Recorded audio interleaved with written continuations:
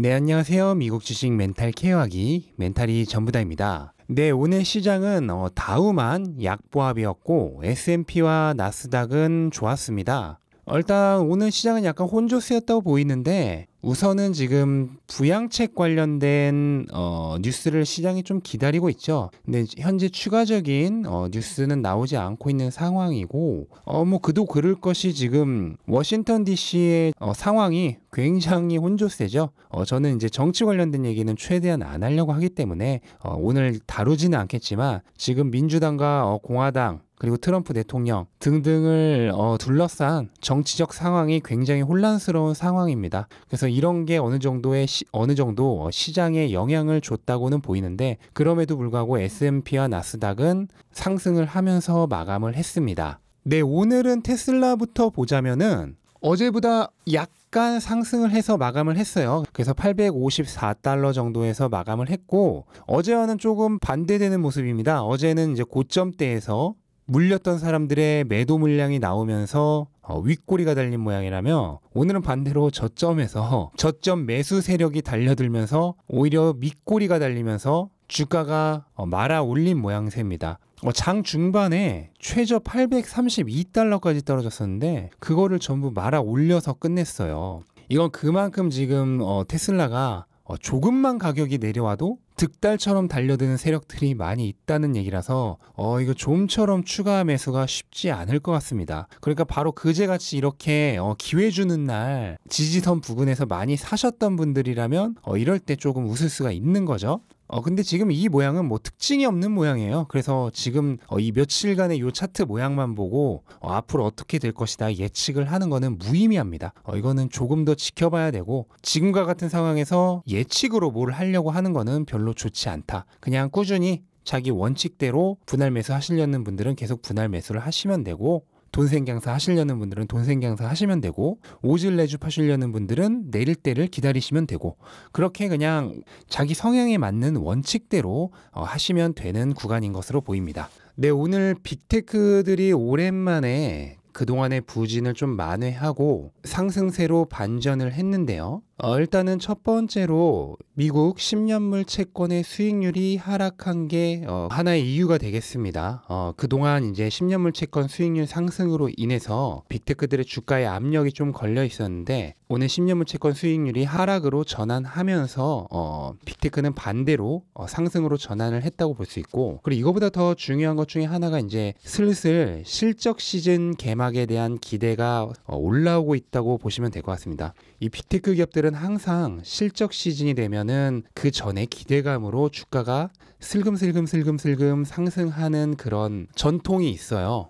그래서 우선 오늘 넷플릭스가 굉장히 많이 상승을 했는데 넷플릭스는 당장 1월 19일 미국 시간으로 다음 주 화요일에 장 마감 후에 실적을 발표를 합니다. 그래서 지난 분기 때 이번 분기에 대한 실적 예측을 매출 66억 달러, EPS 1.35달러, 그 다음에 신규 가입자 증가 600만 명을 예상을 했었습니다. 여기에 대한 월스트리트의 컨센서스는 매출이 66억 달러로 같고 EPS 1.38달러, 가입자 증가 590만 명으로 뭐 넷플릭스가 예측한 가이던스와 거의 같습니다. 그래서 넷플릭스가 자기들이 얘기했던 가이던스만 넘기면은 일단은 예측은 비트를 할 것 같고 일단 이번 분기 비트는 거의 확실시되지 않을까 하고 생각을 합니다. 왜냐면 4분기에 코로나가 굉장히 심해지면서 사람들이 집에 있는 시간이 늘어났기 때문에 이거는 증가를 안 할래 안 할 수가 없을 것 같고 그래서 4분기 실적은 무조건 좋을 것 같고요. 문제는 이제 다음 분기 그 다음에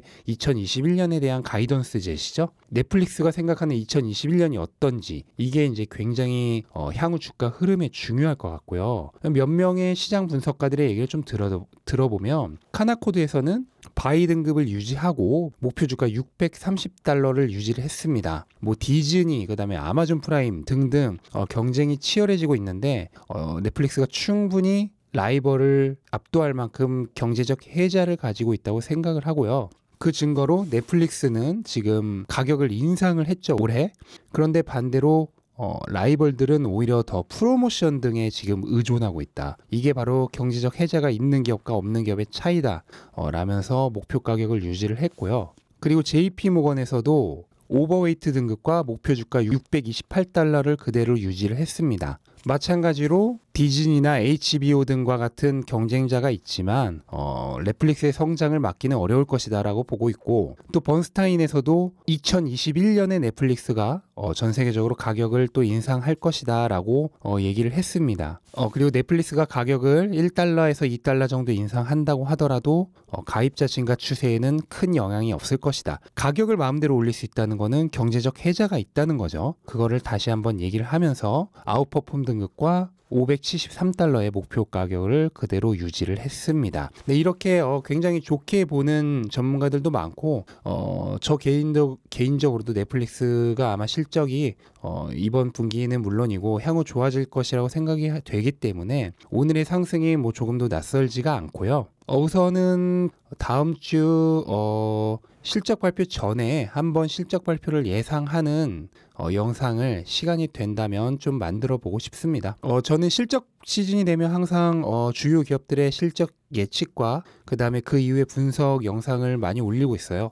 그래서 뭐 제가 주력으로 하는 테슬라의 경우 특별한 뉴스가 없으면 이 시기에는 주요 기업들의 실적 관련된 영상이 주를 이룬다는 거, 만약 테슬라 영상을 더 기대하시는 분들이라면 실적 시즌에는 조금 양해를 부탁드립니다. 참고로 테슬라의 실적 발표일은 현재 1월 27일로 강하게 예상이 됩니다. 왜냐하면 테슬라는 항상 실적 발표해야 하는 달에 마지막 수요일에 발표를 해왔거든요. 그렇게 되면 1월 27일이 되는 거죠. 작년 같은 경우에 1월 29일이었는데 올해는 아마도 1월 27일이 될 가능성이 굉장히 높지 않을까 하고 생각을 합니다. 네, 그리고 골드만삭스에서 시장이 조만간 전체적으로 조정을 받을 수 있다고 경고를 날렸습니다. 요약을 하자면 3월 말 저점 이후 S&P 500과 다우가 모두 70% 상승을 했고 나스닥은 80% 이상 올랐다. 그렇기 때문에 시장이 전반적으로 조정을 받을 수 있고, 다만 내년 경제 성장 전망을 5.6%에서 6.4%로 올리면서 장기적으로 경기는 나쁘지 않을 것이다 라고 얘기를 했습니다. 제가 이런 시장 조정론 관련돼서는 바로 어제 영상을 하나 올렸죠. 네, 조정은 피할 수 없는 겁니다. 골드만삭스도 일시적으로 조정이 올 수는 있지만 장기적인 전망은 좋다고 보잖아요. 근데 우리가 그 조정 오기 직전에 나갔다가 상승하기 직전에 다시 들어올 수 있다는 생각은 하지 않는 게 좋다고 했죠. 예측하여 잠시 나갔다 오려는 생각은 하지 않는 것이 좋습니다. 거시경제 말고요, 기업의 미래에 집중을 하십시오. 여기에 대해 하고 싶은 말은 제가 어제 영상에서 다 했기 때문에 오늘 더 하진 않을 거고요. 혹시나 못 보신 분들은 영상 꼭 보고 오셨으면 좋겠습니다. 네, 그리고 테슬라 소식 2개 정도 전하고 영상 마치겠습니다. 중국에서 지금 모델 Y에만 사람들의 관심이 집중되어 있는데 모델 3 퍼포먼스 버전 같은 경우에도 2월까지 지금 배송이 꽉 차 있다고 합니다. 그래서 모델 Y뿐만 아니라 모델 3도 여전히 핫하고, 지금 중국에서 모델 3가 어쨌든 아직까지 올해까지는 더 많은 생산을 할 제품이죠. 뭐 중국에서 안 팔리는 거는 유럽이나 아시아 등지로 수출을 할 계획이고, 어쨌든 중국에서 지금 모델 Y가 핫하기는 하지만 여전히 주력으로 생산하고 있는 제품은 모델 3다. 그래서 모델 3도 잘 팔리고 있다는 건 굉장히 긍정적인 신호다라고 생각을 하시면 될 것 같습니다. 그리고 어제 웨드부시에서 댄 아이브스, 뭐 전통적인 테슬라 황소 세력이죠. 또 좋은 말을 한번 했습니다. 앞으로 2년 내에 테슬라가 시가총액 2조 달러의 가치가 될 거라고 얘기를 했어요.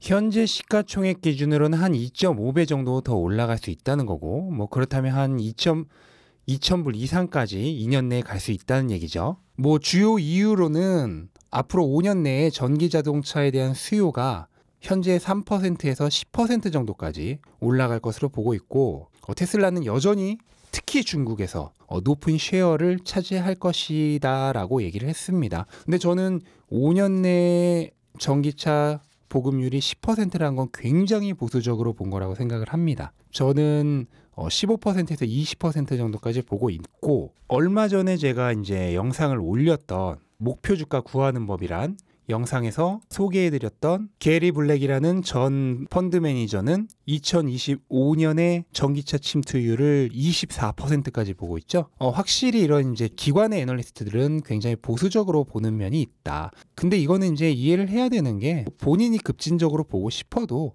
회사의 기본적인 방침과 룰이란 게 있습니다. 그래서 함부로 뭐 이거를 굉장히 급진적으로 볼 수는 없어요. 이런 사람들은. 그래서 그런 부분을 감안을 하면 되고, 그럼에도 불구하고 2조 달러가 될 거라고 얘기했다는 거는 굉장히 불리시한 견해이다 라고 보시면 될 것 같습니다. 네, 이렇게 오늘 한 바퀴 또 둘러봤고요.